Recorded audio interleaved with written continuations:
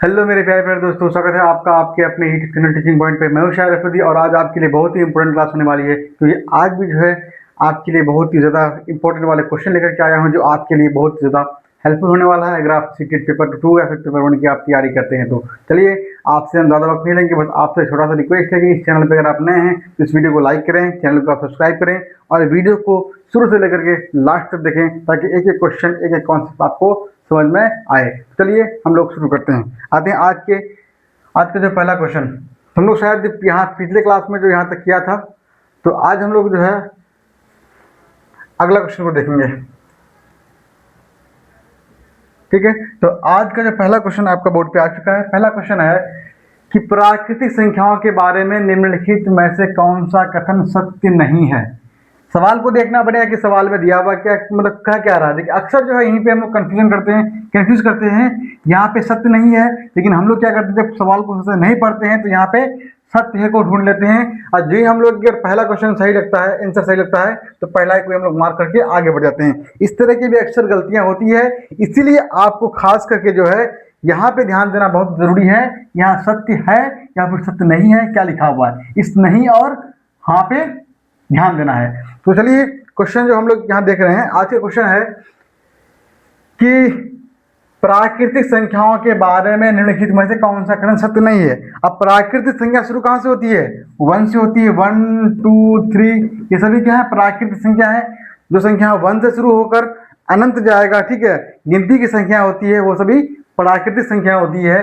अब यहाँ देखना है, ऑप्शन नंबर ए दिया हुआ है क्या कि प्रत्येक संख्या का एक गुणनखंड होता है, यानी फैक्टर होता है। क्या एक जो है वो सभी प्राकृतिक संख्याओं का एक फैक्टर है, एक गुणनखंड है। अब देखिए, आप किसी भी प्राकृतिक संख्या को ले लेंगे, एक से लेकर के सैकड़ों तक, हजार, लाखों तक ले लेंगे, तो उन सब का जो कॉमन फैक्टर होगा वो 1 होता है। कि 1 एक ऐसी संख्या है जो चाहे तो आपका इवन हो, ओड हो, ठीक है, या कोई भी संख्या हो, भाज्य हो, अभाज्य, जो भी संख्या होगा वो सभी का एक फैक्टर होता है। इसीलिए 1 क्या होगा? प्रत्येक संख्या का एक गुणनखंड एक फैक्टर होगा। ये क्या होगा? सही होगा। समझ गए? आपको भी संख्या लेंगे, एक को लेते हैं, क्या एक का एक फैक्टर एक नहीं होगा? बिल्कुल होगा। क्या 2 का एक फैक्टर एक नहीं होगा? एक भी होगा, 2 भी होगा, 2 का 3 का भी फैक्टर क्या क्या होगा? एक भी होगा और 3 भी होगा। अगर मान लीजिए 9 को लेते हैं तो एक भी होगा, इसका 3 भी होगा और एक 9 भी होगा। तो आप किसी भी संख्या को आप लेंगे, उसका एक फैक्टर, एक गुणनखंड जो होगा वो 1 होगा ही। अगर प्राकृतिक संख्याएं हैं तो उसका एक फैक्टर 1 होगा ही। इसीलिए ऑप्शन नंबर ए जो है वो सही हो जाएगा। इस तरह के सवाल आपका सीटेट में आते हैं। देखिए, सवाल आपका 2021 में पूछा गया है, तो इन सवालों को आपको ध्यान में रखना है। इस तरह के सवाल जो आपका है स्टेटमेंट बेस्ड आपके सवाल एग्जाम में आते हैं। अब अगला पॉइंट है कि किसी संख्या का प्रत्येक गुणनखंड उस संख्या का पूर्ण भाजक होता है। अब देखिए, किसी संख्या का प्रत्येक गुणनखंड, मान लीजिए हम एक संख्या लेते हैं 12, समझिए यहाँ पर, तो सबसे पहले हम 12 का फैक्टर क्या क्या है? 12 का एक फैक्टर 1 होता है, 2 होगा, 3 होगा, 4, 6 और 12। ये सभी 12 के फैक्टर हैं, यानी कि 12 का ये सभी गुणनखंड है। अब कह रहा है कि किसी संख्या का प्रत्येक गुणनखंड, यानी कि 12 का जो सभी गुणनखंड है उसमें से किसी भी एक को लेंगे, चाहे 1 को, 2 को, 3, 4, 6, 12, किसी को भी आप लेते हैं, तो कि उस संख्या का पूर्ण भाजक है, यानी जो कौन संख्या है? ये 12 है, क्योंकि ये सभी 12 का फैक्टर है, इसमें 12 का भाजक है। तो मान लीजिए हम 3 को लेंगे, तो क्या 3 जो है 12 को पूरी डिवाइड करेगा? तो बिल्कुल करेगा, क्योंकि जो भी अगर कोई संख्या मेरे पास है उसका जो फैक्टर होगा वो फैक्टर उस संख्या को पूरा का पूरा विभाजित कर देगा, पूरा का पूरा उसको काट देगा। तो यहाँ पे कह रहा है क्या किसी संख्या का प्रत्येक गुणनखंड उस संख्या का पूर्ण भाजक है, तो बिल्कुल ये भी आपका राइट हो जाएगा। कोई भी संख्या होगा उसका जो फैक्टर्स होगा, जो आपका गुणनखंड होगा, वो गुणनखंड उस संख्या को पूरा का पूरा डिवाइड कर देगा। इसलिए ऑप्शन नंबर बी भी आपका राइट हो जाएगा। अब आते हैं ऑप्शन नंबर 3 में, क्या कह रहा है? किसी दी गई संख्या के गुणनखंड की संख्या परिमित होती है, मतलब फाइनाइट होती है। अब देखिए, आपके पास कोई संख्या दिया होगा, मान लीजिए कोई भी संख्या दिया हो, 2 हो आपका, ठीक है, 4 हो, उसके बाद आपका 10 हो, 20 हो, 15 हो, 100 हो, 200, 500 हो, 700 हो, कोई भी संख्या आपके पास है। अगर वो संख्या को आप काउंट कर सकते हैं, तो क्या उस संख्या का जो फैक्टर होगा क्या उसको आप काउंट कर सकते हैं? तो बिल्कुल कर सकते हैं। अगर मान लीजिए कोई संख्या आपके पास है 100 है, ठीक है, या 120 है। अब 120 के जितने भी फैक्टर्स होंगे क्या उसको आप लिख सकते हैं? तो बिल्कुल लिख सकते हैं। कैसे लिखेंगे? 120 को आप क्या कर दीजिए, इसको आप एलसीएम कर लीजिए, तो उनका जितना भी फैक्टर्स होगा उसको आप आसानी के साथ लिख सकते हैं। तो सवाल यहाँ पे वही कहा है कि किसी दी गई संख्या के गुणनखंडों की संख्या, यानी फैक्टर्स की संख्या परिमित होती है, फाइनाइट, जिसको आप काउंट कर सकते हैं, इनफाइनाइट नहीं। इनफाइनाइट का मतलब ये होता है कि इसको आप काउंट नहीं कर सकते हैं। अगर आपके पास कोई नंबर दिया होगा, कोई भी नंबर आपके पास का दिया होगा, वो काउंट का नंबर होगा, उसको आप काउंट कर सकते हैं और उसका आप गुणनखंड कर सकते हैं, तो क्या उसका जो गुणनखंड होगा, उसका फैक्टर होगा, उसको भी आप काउंट कर सकते हैं ना। वो तो इनफाइनाइट आपको नहीं होगा। चाहे कोई भी आप लें, स्टार्टिंग आप 2 से ही करें, 2 लें, उसके बाद 4 लें, 10 लें, 12 लें, 14, 17, 16, जो भी आपका है, ये सभी अगर आपके, जिसका अगर आप फैक्टर कर सकते हैं, जिसका आप फैक्टर कर सकते हैं जो संख्या का, तो उसका जो फैक्टर्स होगा वो आप फाइनाइट होगा, इसको आप काउंट कर सकते हैं। इसका मतलब ऑप्शन नंबर 3 भी आपका राइट हो जाएगा। अब ऑप्शन नंबर डी दिया हुआ है कि एक सबसे छोटी आभास संख्या है। क्या एक जो है सबसे छोटी आभास संख्या होती है? क्या एक सबसे छोटा प्राइम नंबर है? बिल्कुल नहीं है। मैंने आपको बताया था कि प्राइम नंबर शुरू कहां से होता है? 2 से होता है। 2, 3, 5, 7, 11, ये सभी प्राइम नंबर है। ठीक है, ये सभी आभास संख्या हैं, लेकिन आभास संख्या शुरू कहां से हो रही है? 2 से हो रही है, इसलिए एक सबसे छोटी आभास संख्या नहीं होगा। तो ऑप्शन नंबर डी आपका गलत होगा। और छोटी आभास संख्या शुरू कहां से होती है? 2 से होती है, इसलिए ऑप्शन नंबर डी आपका गलत हो जाएगा। और हमको खोजना क्या था? गलत ही खोजना था, जो ऑप्शन नंबर आपका डी होगा। ठीक है, तो कौन सा ऑप्शन होगा आपका? ऑप्शन नंबर डी आपका हो जाएगा। समझ गए? तो अक्सर आपके एग्जाम में, ठीक है, सीटेट में जो इस तरह के सवाल आते हैं, स्टेटमेंट बेस्ड आते हैं, बस आपके अंदर आपको जो है वो कॉन्सेप्ट क्लियर होनी चाहिए। अगर आपके अंदर कॉन्सेप्ट क्लियर है तो आप आसानी से, मतलब उसकी जो पॉइंट को पढ़ते जाएंगे और आप सही और उससे गलत नतीजे तक आप पहुंचते जाएंगे। लेकिन तभी हो पाएगा जब आप उस चीज़ के कॉन्सेप्ट को बिल्कुल आसानी के साथ जानते होंगे, या आप उनके कॉन्सेप्ट को आप समझते होंगे। इसलिए सिर्फ कोई भी सवाल को बनाना हमारा मकसद नहीं होनी चाहिए। मकसद ये होनी चाहिए कि बनाने के साथ साथ उस सवाल के कॉन्सेप्ट को भी हम जानें, ताकि उस कॉन्सेप्ट से संबंध जो भी आपका सवाल एग्जाम में आए तो आपसे बिल्कुल ही मिस नहीं हो। चलिए अगला क्वेश्चन देखते हैं ना।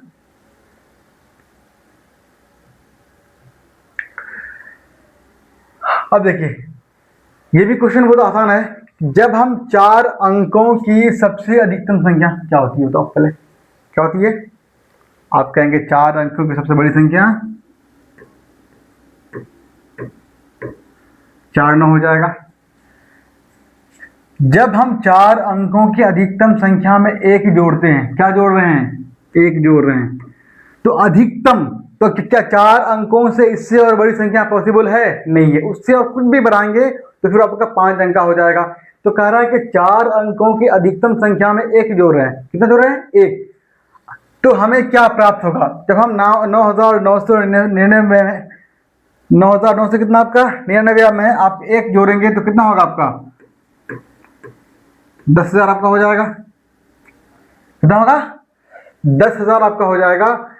तो जब हम 9,999 में हम 1 जोड़ते हैं तो आपको 10,000 हो रहा है। तो कह रहा है कि एक 4 अंकों की संख्या जिसका इकाई का अंक 9 है। देखिए, और देखिए, जब हम 9,999 में हम 1 जोड़ेंगे तो क्या उसको जोड़ने पर इकाई का अंक आपका 9 आएगा? कितना आ रहा है इकाई का अंक आपका? 0 आ रहा है। क्या 9 है? नहीं है। इसलिए ऑप्शन नंबर 1 कह रहा है कि इकाई का अंक 9 है। अगर हम इतना में इस 4 अंकों की सबसे बड़ी संख्या में हम 1 को जोड़ेंगे तो इकाई का अंक आपका 9 आएगा? नहीं आएगा, बिल्कुल रॉन्ग हो जाएगा। फिर कह रहा है कि 5 अंकों की अधिकतम संख्या है। क्या इस संख्या में 9,999 में 1 जोड़ेंगे तो आपका कितना बन रहा है? 10,000 बन रहा है। क्या 10,000 ये 5 अंकों की सबसे बड़ी संख्या है? नहीं, क्योंकि 5 अंकों की सबसे बड़ी संख्या 9 बार, सॉरी 4 बार 5 हो जाएगा। ये होगा ना आपका। तो ये भी स्टेटमेंट आपका बिल्कुल ही रॉन्ग हो जाएगा। अब कह रहा है कि 5 अंकों की न्यूनतम संख्या है, तो ये संख्या जो होगा, ये जो है 10,000, ये 5 अंकों की सबसे छोटी संख्या होती है। ठीक है, इसलिए आपका ऑप्शन नंबर सी राइट हो जाएगा, क्योंकि 5 अंकों की सबसे छोटी संख्या 10,000 होती है। उससे और आप उस संख्या को छोटी नहीं कर सकते हैं। अगर आप छोटी करेंगे तो फिर वो आपका 4 अंकों का हो जाएगा। इसलिए 5 अंकों की सबसे छोटी संख्या, आप पढ़े भी होंगे कि अगर आपसे कोई सवाल करे कि 3 अंकों की सबसे छोटी संख्या, आप कहेंगे 1 पर 2 जीरो हो जाएगा। 4 अंकों की छोटी संख्या, सबसे छोटी संख्या 1 पर 3 जीरो हो जाएगा। 5 अंकों की तो 1 पर 4 जीरो आपका हो जाएगा। ठीक है, तो ये सभी छोटी संख्या होती है। अगर अभी आपको कहे कि 3 अंकों की बड़ी संख्या, सबसे बड़ी संख्या, तो 3 बार 9 होगा। 4 अंकों की तो 4 बार आपका 9 हो जाएगा। 5 अंकों की तो 5 बार आपका 9 हो जाएगा। ये सभी चीजें आपने लगभग पढ़ चुके हैं। अगर नहीं भी याद अगर आपको नहीं है तो इसको देख करके आप इसको रिकॉल कर लेंगे। समझ गए यहाँ पर? तो ये जो होगा 10,000, ये 5 अंकों की सबसे न्यूनतम, ठीक है, मिनिमम 5 डिजिट नंबर आपका हो जाएगा। इसलिए ऑप्शन नंबर सी राइट हो जाएगा। फिर कह रहा है, चलिए डी को भी देख लेते हैं। एक 5 अंकों की संख्या जिसका इकाई का अंक 1 है। देखिए, अब देखिए तो आपका 5 अंकों की बन गया, क्या इसके इकाई के स्थान पर 1 है? नहीं है। कितना है? 0 है। इसलिए ऑप्शन नंबर डी भी आपका रॉन्ग हो जाएगा। तो सही कौन होगा? ऑप्शन नंबर सी हो जाएगा। ठीक, इस तरह के सवाल आते हैं। देख रहे हैं यहाँ पर किसमें दिया हुआ है, सीटेट 2023 में पेपर 2 में सवाल पूछा गया। सवाल बहुत इजी है, लेकिन थोड़ा सा भी आप इसमें अगर क्या करेंगे, उलझ जाएंगे सवाल में, तो फिर आपसे सवाल रॉन्ग हो जाएगा। ठीक, आगे बढ़े।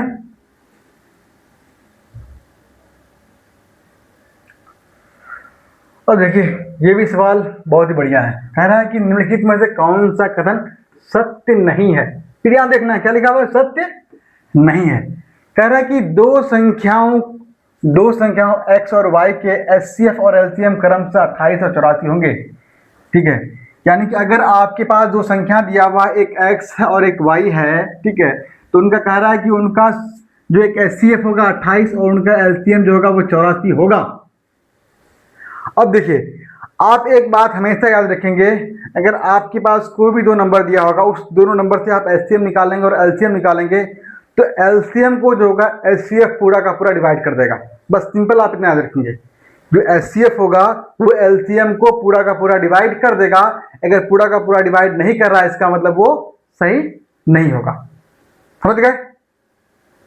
अब इसको आप निकालना चाहेंगे तो रेशियो भी कर सकते हैं। जैसे कैसे आपका, जैसे इसी को लेते हैं, दिया हुआ है 28 दिया हुआ है और आपका 84 दिया हुआ है। 28 क्या 84 होता है, 1:3 होगा। अब देखिए, 28 को 1 से गुना करेंगे 28 को 3 से गुना करेंगे, कितना होगा 84। तो फिर वो आ रहा है। ठीक है, लेकिन सिंपली में इसको आप ये याद रखेंगे कि जब दो संख्या आपके पास दिया हो और उन दोनों संख्याओं का आप HCF भी निकाल रहे हैं, LCM भी निकाल रहे हैं, तो HCF LCM जो होगा, जो आपका LCM होगा, वो HCF से पूरा का पूरा डिवाइड हो जाएगा। ठीक है, और अगर जो डिवाइड नहीं हो रहा है, इसका मतलब डाटा आपका बिल्कुल राइट नहीं होगा। अब देखिए यहाँ पर, क्या 84 28 से पूरा का पूरा डिवाइड होगा? ठीक है, क्या देखिए, दो संख्याओं x और y के HCF और LCM क्रमशः 28 और 84 हो सकते हैं? बिल्कुल हो सकते हैं, क्योंकि 84 आपका जो है वो 28 से पूरा का पूरा डिवाइड हो जाएगा, इसीलिए आपका राइट हो जाएगा। फिर कह रहा है कि दो संख्याओं x और y के HCF और LCM क्रमशः 1 और 105 हो सकते हैं। क्या आपके पास मान लीजिए कोई दो संख्या है, कोई भी संख्या आपका है, तो क्या उस संख्या का HCF 1 और LCM 105 हो सकता है? अब वो डाटा मान लीजिए क्या लेते हैं, मान लीजिए डाटा हम लेते हैं 21 और 5 लेते हैं। अब निकालिए, आपके पास दो संख्या 21 भी है और आपका 5 भी है। अब 21 और 5 का LCM निकालेंगे और 5 का LCM निकालेंगे तो इसका LCM कितना होगा? 105 हो जाएगा। निकाल के देख लीजिए, कोई आपका कटेगा, इसमें से कोई कॉमन आएगा? कोई भी कॉमन नहीं आएगा। इसका मतलब 21 को 5 से गुना करेंगे तो वो आपके LCM आ जाएगा। अब देखिए, 21 और 5 में कोई भी आपका कॉमन नहीं है, इसका मतलब कोई भी कॉमन फैक्टर नहीं है, तो उसका HCF कितना होगा? याद रहे कि जब भी दो संख्या हो और उन दोनों संख्याओं में कोई भी संख्या कॉमन नहीं आए, कुछ भी कॉमन नहीं हो, तो उसका HCF हमेशा 1 होगा। याद रहेगा कि जब भी आपके पास कोई दो नंबर दिया हुआ रहे, उस दो नंबरों में कोई भी नंबर आपका कॉमन ना आए, ठीक है, कोई भी कॉमन नहीं हो, तो उस दोनों नंबर का जो HCF होगा वो 1 होगा। इसलिए हम देख रहे हैं कि 21 और 5 का कोई भी कॉमन नंबर नहीं है, कोई भी कॉमन फैक्टर नहीं है, इसलिए इसका HCF जो होगा वो 1 होगा। और अगर उसका कोई भी कॉमन नंबर नहीं होगा, कोई भी कॉमन फैक्टर नहीं होगा, तो उसका LCM जो होगा उन दोनों संख्याओं का मल्टीपल होगा। जब इन दोनों संख्याओं को गुना करेंगे तो वो आपका एलसीएम निकल करके आ जाएगा। कुछ और भी एग्जांपल देख लेते हैं। मान लीजिए आपके पास 7 है और 15 है, दो संख्या है। अब कह रहा है कि 7 और 15 का एचसीएफ कितना होगा। क्या आप देख रहे हैं कि 7 और 15 में कोई भी संख्या कॉमन है? आप देख रहे हैं कोई भी संख्या कॉमन नहीं है, इसका मतलब इसका एचसीएफ कितना होगा? 1 होगा। अब देख रहे हैं 7 और 15 में कोई भी संख्या कॉमन नहीं है, इसका मतलब इसका एलसीएम जो होगा 15 को आप 7 से गुना कर देंगे तो भाई उसका एलसीएम होगा, कितना होगा? 15 7 105। ठीक है, तो मेरे कहने का मतलब ये है कि अगर आपके पास कोई दो संख्या दिया हुआ है, मैंने यहाँ पे 21 और 5 लिया, आप 15 और 7 भी ले सकते हैं। ठीक है, तो अगर दो संख्या x और y है और x, तो एचसीएफ और एलसीएम 1 और 105 हो सकता है। इसलिए आपका ये भी ऑप्शन नंबर बी भी राइट हो जाएगा, क्योंकि मैंने आपको यहाँ पर दो दो एग्जाम्पल के साथ इसको समझा दिया कि कैसे होगा। 21 5 भी हो सकता है, 7 15 भी आपका हो सकता है। ठीक है, और मैंने क्या बताया आपको, ये बात हमेशा आपको जहन में बैठा लेनी है कि अगर दो संख्या होगा उसका कोई भी कॉमन फैक्टर नहीं होगा तो उसका एचसीएफ 1 होगा। अगर उन दोनों का कोई भी कॉमन फैक्टर नहीं होगा तो उनका एलसीएम जो होगा दोनों ही संख्या का मल्टीपल होगा, दोनों संख्या को गुना करके जो आएगा वही उसका एलसीएम आ जाएगा। राइट, अब देखिए ऑप्शन नंबर सी दिया हुआ है कि दो संख्याओं x और y के एचसीएफ और एलसीएम क्रम से 150 और 900 हो सकता है। क्या आपके पास मान लीजिए कोई दो नंबर दिया हुआ है, तो उन नंबरों का एचसीएफ जो है 150 और एलसीएम 900 हो सकता है। तो आपको बस कुछ चेक नहीं करना, बस ये देखना है क्या ये 900 जो है वो 900 को क्या 150 पूरा का पूरा डिवाइड कर देगा। आप देखिए कर रहा है कि नहीं कर रहा है, करेगा ना। 15 ठीक है 90, 6 से आपका डिवाइड हो जाएगा। इसका मतलब क्या होगा कि ये दो संख्या, इसका एचसीएफ 105 और एलसीएम आपका 900 हो सकता है, इसलिए ऑप्शन नंबर सी भी आपका राइट हो जाएगा। मैंने एक ही मैंने आपको बताया कि जब भी आपको दो डाटा दिया हुआ है तो आपको चेक करना है कि जो एलसीएम होगा एचसीएफ से पूरा का पूरा डिवाइड हो जानी चाहिए। क्या डिवाइड हो रहा तो ठीक है, नहीं हो रहा तो आपका नहीं होगा। जैसे देखिए ऑप्शन नंबर डी में दिया हुआ है कि दो संख्याओं x और y के एचसीएफ और एलसीएम क्रमशः 16 और 196 हो सकता है। क्या एचसीएफ 16 और एलसीएम 196 होगा? तो कुछ नहीं करना, बस 196 को आपको 16 से डिवाइड करके देख लेना क्या कटेगा। आप बोलेंगे इससे पूरा का पूरा डिवाइड नहीं होगा, इसीलिए ये आपका नहीं हो सकता है। जो नहीं होगा वही आपका आंसर हो जाएगा, इसलिए ऑप्शन नंबर डी आपका राइट आंसर हो जाएगा। समझ गए? कोई दिक्कत आपको? कोई दिक्कत कोई परेशानी अगर आपको हो तो आप बोल सकते हैं। देखिए एचसीएफ एलसीएम को जो है ना आपको समझना होगा कि किसी भी संख्या का एचसीएफ कैसे निकालते हैं, एलसीएम कैसे निकालते हैं। एचसीएफ क्या हो सकता है, एचसीएफ क्या नहीं हो सकता है, ठीक है, एलसीएम क्या होगा। ये सब चीज़ें क्या है कि एक बार इसको आपको बढ़िया से पढ़ने की जरूरत है। एक बार सभी चैप्टर इसको रूल को बढ़िया से पढ़ लेंगे तो आप, मैं उम्मीद करता हूँ कि एचसीएफ और एलसीएम कोई भी सवाल आपके एग्जाम में आएगा तो आपसे नहीं छूटेगा। और आप जानते हैं कि एचसीएफ और एलसीएम से एग्जाम में 110% आपका सवाल आएगा।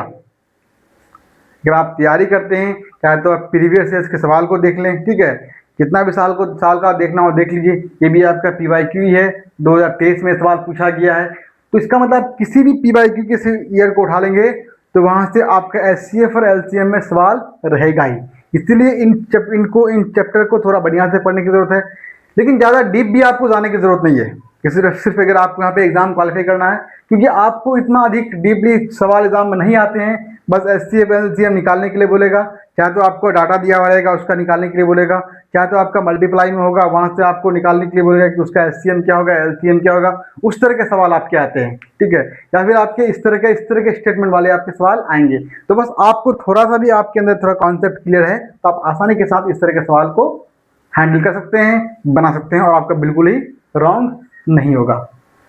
तो फिर से मैं एक बार आपको रिकॉल करा दूं, मैंने क्या बताया आपको कि एलसीएम जो होगा वो एचसीएफ से हमेशा डिविजिबल होगा, मतलब वो उससे पूर्ण भाग लग जाएगा।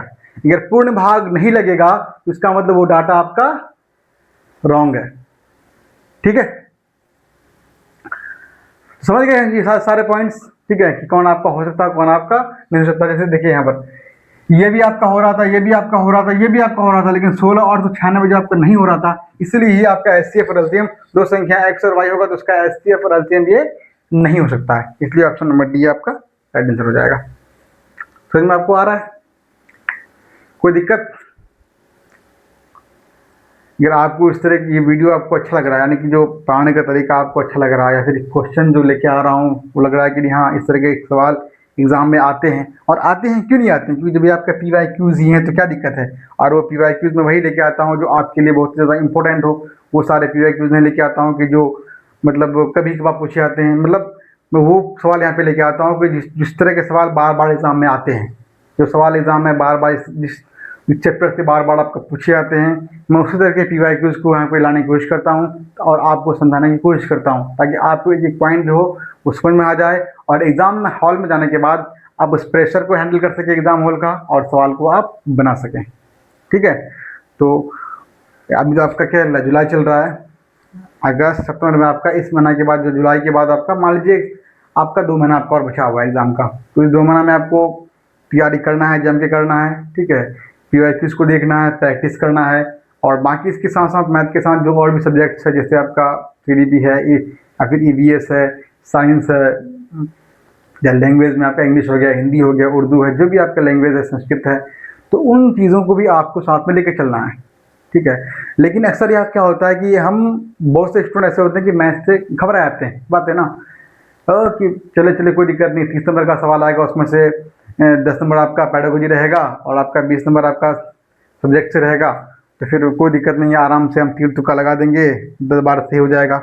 लेकिन आप सर गौर करते हैं कि 10-12 की यहाँ बात नहीं है, या तीर तुक्के की बात नहीं है, क्योंकि आपका जो सिलेक्शन छूटा है वो 1 नंबर 2 नंबर से छूटा है ना। अगर आप 3 नंबर 4 नंबर 5 नंबर से सिलेक्शन छूटता है, अगर आप 5 नंबर से अधिक सिलेक्शन नंबर से आपका सिलेक्शन छूटा है, इसका मतलब आप उस रेस में है ही नहीं, क्योंकि मैक्सिमम स्टूडेंट, लाखों लाख स्टूडेंट का जो सिलेक्शन छूटता है या फिर वो पीछे होता है, वो 1 नंबर 2 नंबर से होता है, 3 नंबर से होता है। ठीक है, मैं फिर यूँ कहें कि 5 नंबर के अंदर में होता है। अगर 5 नंबर से आप ज़्यादा बाहर हो रहे हैं, इसका मतलब अब उस 5 नंबर को लेंगे तो आप उस लाखों की भीड़ से बहुत पीछे हो जाएंगे आप।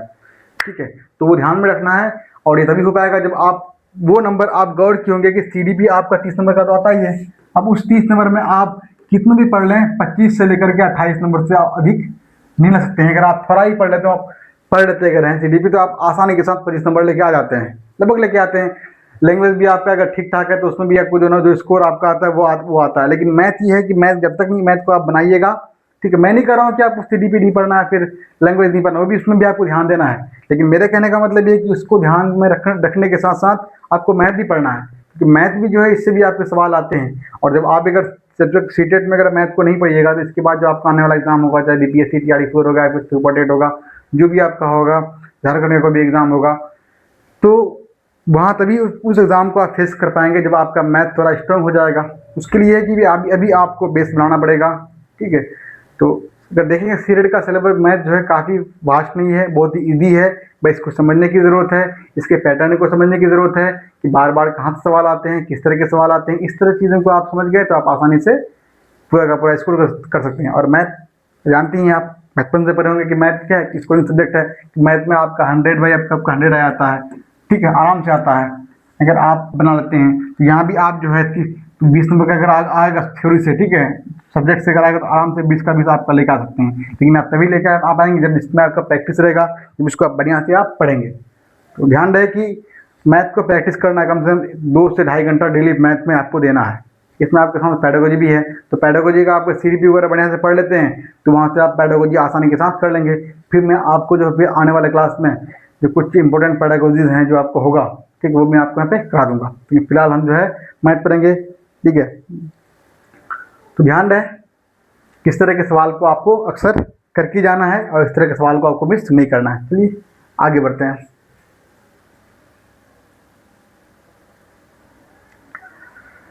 अब देखिए आज का अगला क्वेश्चन है कि निम्नलिखित में कौन सा कथन सही नहीं है। फिर वहां दिया हुआ सही नहीं है। अब कह रहा है कि सभी वर्ग आयत होते हैं। देखिए अब देखिए वर्ग मान लीजिए, बना लीजिए वर्ग किसे कहते हैं, जिसकी चारों भुजाएं बराबर हो, प्रत्येक कोण 90 डिग्री का हो, तो वो आपका वर्ग होता है। अब कहता है कि सभी वर्ग आयत होते हैं। देखिए ये भुजा इसके बराबर हो जाएगा, ये भुजा इसके बराबर हो जाएगा, प्रत्येक कोण 90 डिग्री का आपका हो जाएगा। तो कहता है कि सभी वर्ग, क्या वर्ग को आप आयत कह सकते हैं? तो सबसे पहले आप आयत किसे कहते हैं कि आयत को जो होता है जिसके आमने सामने की भुजा, जिसके आमने सामने की भुजा बराबर हो और प्रत्येक कोण आपको 90 डिग्री का हो। तो आयत भी कहता है कि जिसके आमने सामने की भुजा बराबर हो, यानी ये भुजा इसके बराबर हो, ये भुजा इस भुजा के बराबर हो और प्रत्येक कोण जो है वो आपको 90 डिग्री का हो, तो वो आपका आयत होगा। तो क्या वर्ग जो है वो आयत, क्या सभी वर्ग आयत होते हैं? तो बिल्कुल होंगे। आप वर्ग को आयत कह सकते हो लेकिन आयत को वर्ग आप नहीं कह सकते हो।